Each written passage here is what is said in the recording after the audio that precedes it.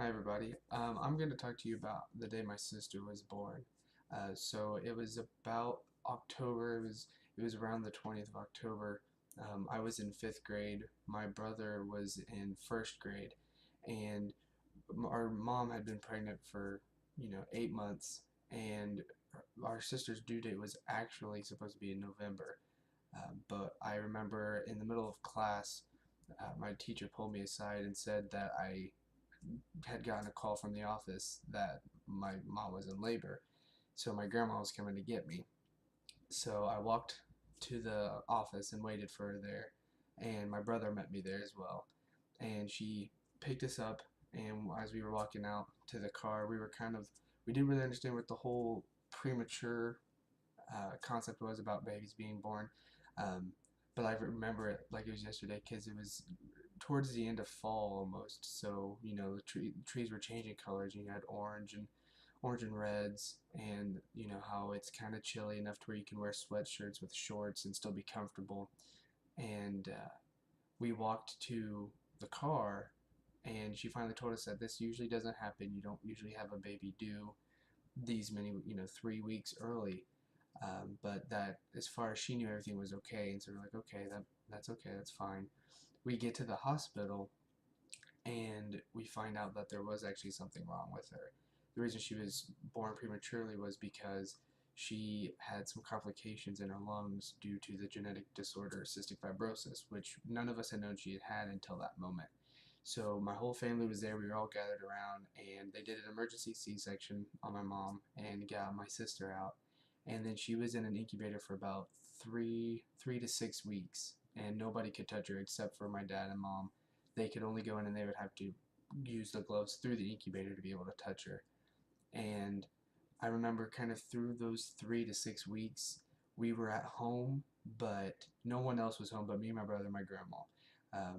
Grandmas, because they would transition between nights staying over there because we still had to go to school. But it was kind of like, even though I was young and I kind of understood the severity of what was going on, it still really didn't make it a lot of sense to me.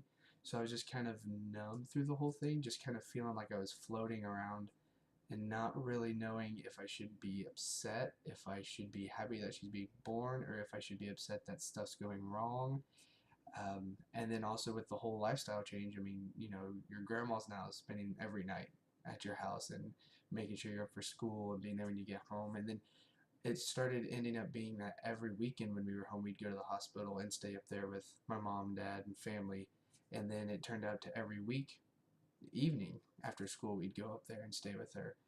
And then finally, about four to 5 weeks after that, they brought my sister out, and it was the first time me and my brother got to see her. She was still in an incubator, but she could be transported around now, and we got to see her. And you kind of see a baby with all these tubes and wires on her and everything, and it kind of takes you by surprise. You kind of you get a pit in your stomach, and you kind of all the heat and the blood from your head kind of rushes down to your feet, and you kind of just lock up for a second. And even when you're younger, in fifth grade when I was in school, it kind of hit me that things were going wrong. And from then on out, the next two-ish weeks, I was kind of really upset and really numb and not really knowing what to do because I couldn't do anything physically to help, but I also couldn't just sit in my house, in my room. Um, and so it was really hard for both me and my brother to grasp the whole we can't do anything, we just have to sit and wait. And about 2 weeks later is when she finally got to be held by people.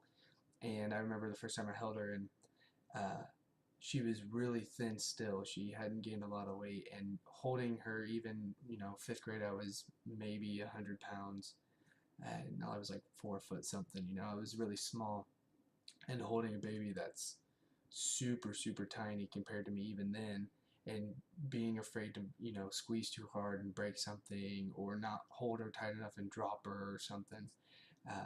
You kind of get freaked out when you hold a baby because even though if you like the baby, you don't want anything bad to happen because of you. So I remember holding her, just kind of being very still in the chair, not doing anything but doing exactly what my parents told me to do, how to move my arms, and holding her and everything. But from her being born, my family came really close together. Like, we weren't spread apart or anything, but having this big of a health crisis happen to somebody new in our family, the whole family came together. Like I said, my grandmothers were staying with me and my brother every night and taking us to the hospital every single day after school. And then when my sister was born, she finally got to come home in early December. The whole family would come over and learned how to do her medicines, how to do treatments for her lungs and everything. So everybody came together really, really close, and it kind of taught me that there's always something good in every predicament or event that happens, even if it seems really, really bad or detrimental at the time. Something good is going to come out of it, whether it's for you or somebody else that was in the event with you. And that kind of has helped me go through the rest of my life pretty much. Anything bad that's ever happened to me, I kind of focus on, okay, well, what good is going to come out of this, because there's something there. And that's like almost the biggest lesson I've learned in life was that, because of how my sister was born. So, and she's awesome now. She's 9 years old and she's running around being crazy. But taught me the biggest lesson in life probably was that good always comes out of everything. There can be something good found in every situation. So I hope you liked the story, and I hope you kind of learned the same lesson I learned through it. Maybe not as closely, but at least learned about it a little more. And I hope to see you guys in the next video.